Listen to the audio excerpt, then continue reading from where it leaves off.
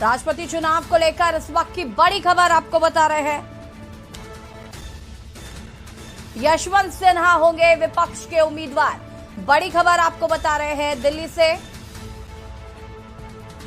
TMC नेता यशवंत सिन्हा होंगे उम्मीदवार। अटल सरकार में पूर्व वित्त मंत्री थे यशवंत सिन्हा। विपक्ष के राष्ट्रपति उम्मीदवार का किया ऐलान। आपको बता दें कि राष्ट्रपति चुनाव को लेकर ये बड़ी खबर है। यशवंत सिन्हा होंगे राष्ट्रपति पद के उम्मीदवार। यशवंत सिन्हा होंगे विपक्ष के उम्मीदवार।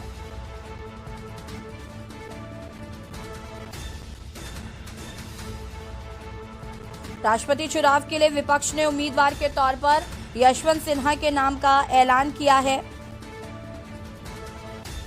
बता दें कि राष्ट्रपति चुनाव को लेकर आज विपक्षी दलों की बैठक हुई। बैठक के बाद विपक्ष ने उम्मीदवार के तौर पर यशवंत सिन्हा के नाम का ऐलान किया है। बड़ी खबर आपको बता रहे हैं राष्ट्रपति चुनाव से जुड़ी हुई। यशवंत सिन्हा होंगे राष्ट्रपति पद के विपक्ष के उम्मीदवार।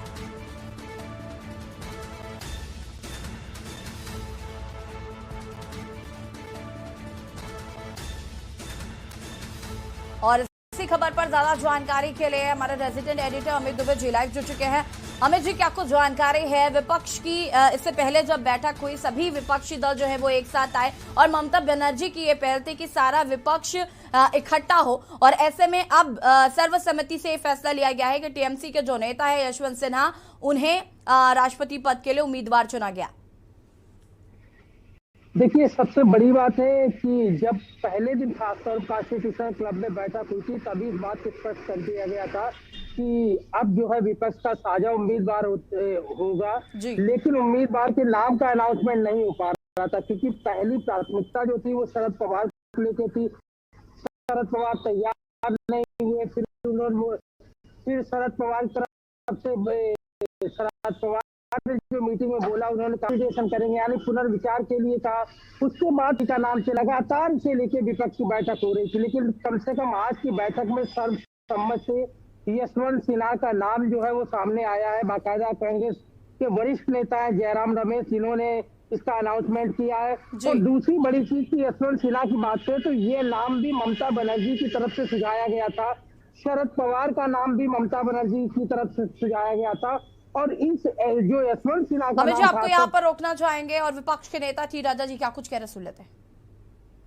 Ideological battle. It is a political battle in defense of constitution, in defense of democracy in the country. Let us wait. We will fight. Sir.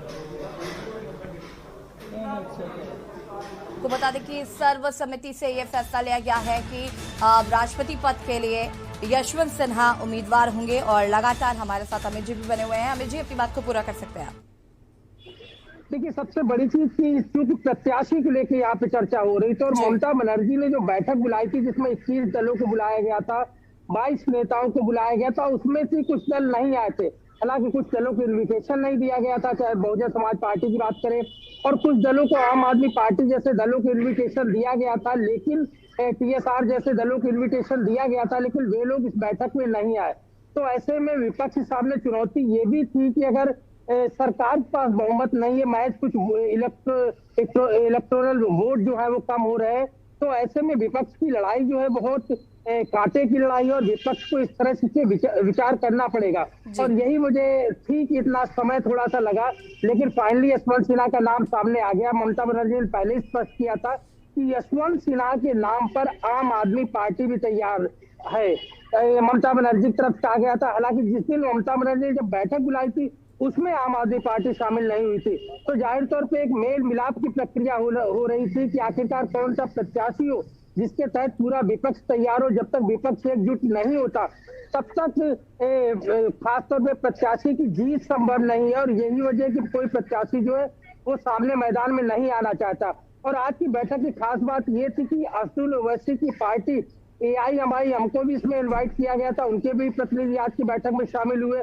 और यशवंत सिन्हा वही नेता है जो बीजेपी सरकार के अगेंस्ट जो है वो लगातार बोलते रहे, सरकार की नीतियों को लेके बोलते रहे हैं। हालांकि पहले वो वित्त मंत्री रहे, केंद्र सरकार में मंत्री रहे हैं और अब ऐसे में जिस तरह से लगातार वो बीजेपी पे हमलावर रहे और उसके बाद फिर उन्होंने टीएमसी ज्वाइन की, उसके बाद कहीं ना कहीं विपक्ष को लगा कि ये यशवंत सिन्हा के रूप में एक परफेक्ट उम्मीदवार जो है वो विपक्ष को मिल सकता है, और आज बाकायदा जयराम रमेश ने इसकी घोषणा कर दी।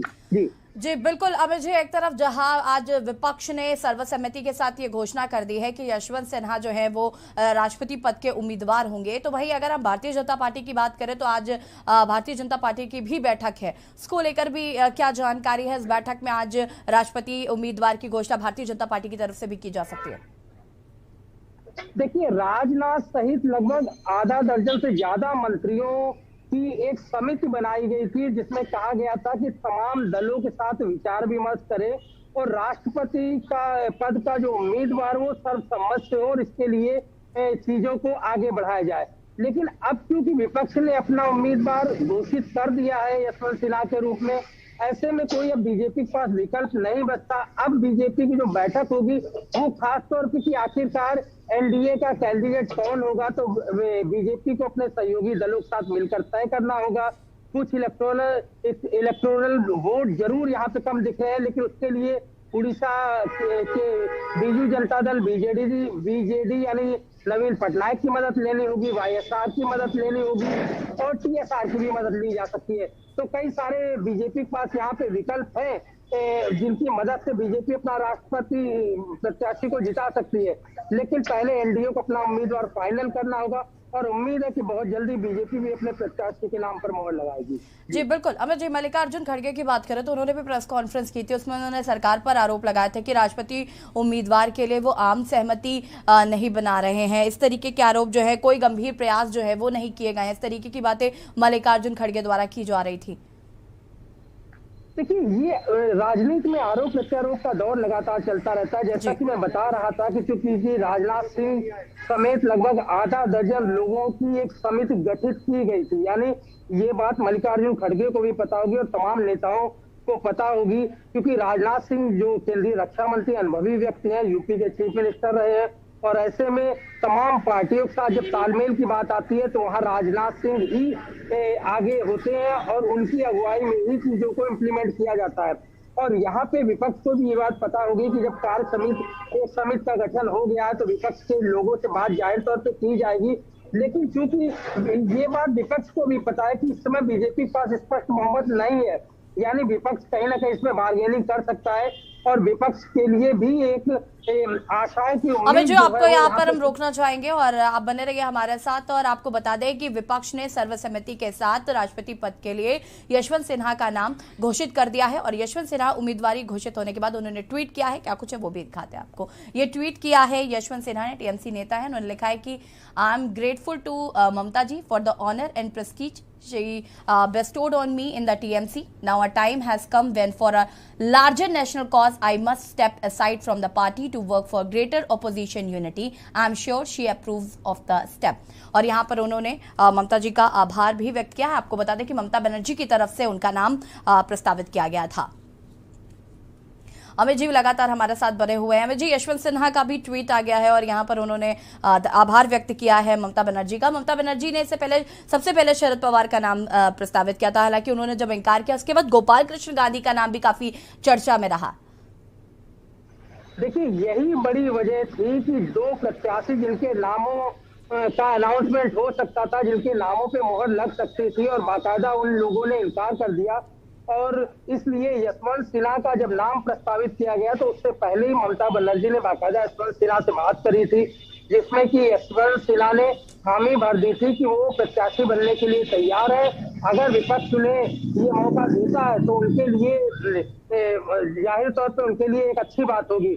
और यही हुआ कि जब बैठक का टाइम शुरू हुआ, क्योंकि महाराष्ट्र में जिस तरह का राजनीतिक संकट इस समय चल रहा है, एकनाथ खड़से की अगर बात करें तो एकनाथ जो है वो शिवसेना से नाराज बताए जा रहे हैं, उनके साथ विधायक बताए जा रहे हैं।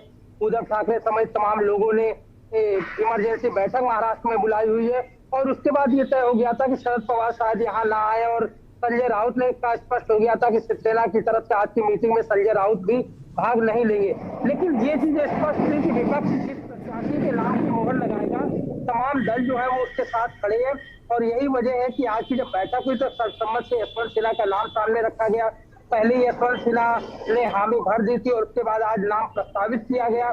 और विपक्ष को ये भी उम्मीद है, क्योंकि यशवंत सिन्हा जो है वो बीजेपी से जुड़े रहे हैं, तो ऐसे में हो सकता है एनडीए के कुछ घटक दल जो एनडीए के साथ है वो हो सकता है राष्ट्रपति चुनाव में यूपीए यानी जो विपक्ष के खासतौर पर प्रत्याशी यशवंत सिन्हा बने हैं उन्हें सपोर्ट कर दे। क्योंकि अगर इतिहास की बात करें तो नीतीश कुमार जेडीयू के साथ में अक्सर होता रहा है। पिछले अगर 2 चुनावों की बात करें तो जब नीतीश यूपीए के साथ में थे तो उन्होंने एनडीए कैंडिडेट को समर्थन किया था राष्ट्रपति चुनाव में, और जब नीतीश कुमार एनडीए के साथ थे तब उन्होंने यूपीए के कैंडिडेट को समर्थन दिया था।